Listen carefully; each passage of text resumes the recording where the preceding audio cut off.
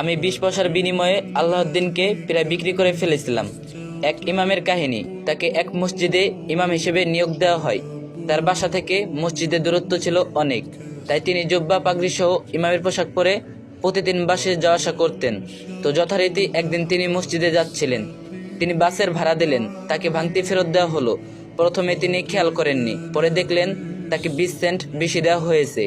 20 Saint এমন কিছুই না, আমাদের 20 পয়সার মতো। কিন্তু ইমামের মাথায় তখন কথোপকথন শুরু হয়ে গেল।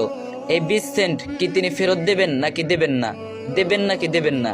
একবার মনে হচ্ছে ফেরত দেওয়া উচিত, আর একবার মনে হচ্ছে আরে কি দরকার, 20 সেন্টের জন্য কি আর এমন হবে, আর এরা এমনিতে কুফফার, মারুক, কি আসে যায়। এমন ভাবে চলতে চলতে গন্তব্যে চলে এলো। তিনি নেমে যাচ্ছেন, নামতে নামতে মাথার মধ্যে ওই কথোপকথন চলছে। হঠাৎ তার কি হলো, তিনি ফিরে বাস ড্রাইভারকে বললেন, তুমি আমাকে ভুল করে 20 সেন্ট বেশি দিয়েছো। সে বলল, না, আমি ইচ্ছা করেই দিয়েছি। আপনাকে অনেক দিন ধরে দেখছি, আপনাকে দেখে বুঝতে পারছি আপনি কোনো মুসলিম ইমাম। আমি ঠিক করেছিলাম আপনি যদি এই 20 সেন্ট ফিরিয়ে দেন তাহলে আমি ইসলাম গ্রহণ করব, আর যদি ফিরিয়ে না দিতেন তাহলে বুঝতাম আপনারাও অন্য সবার মতোই মিথ্যুক। এ ঘটনা বলে সেই ইমাম কাঁদতে শুরু করলেন। তাকে জিজ্ঞেস করা হলো, কাঁদছেন কেন?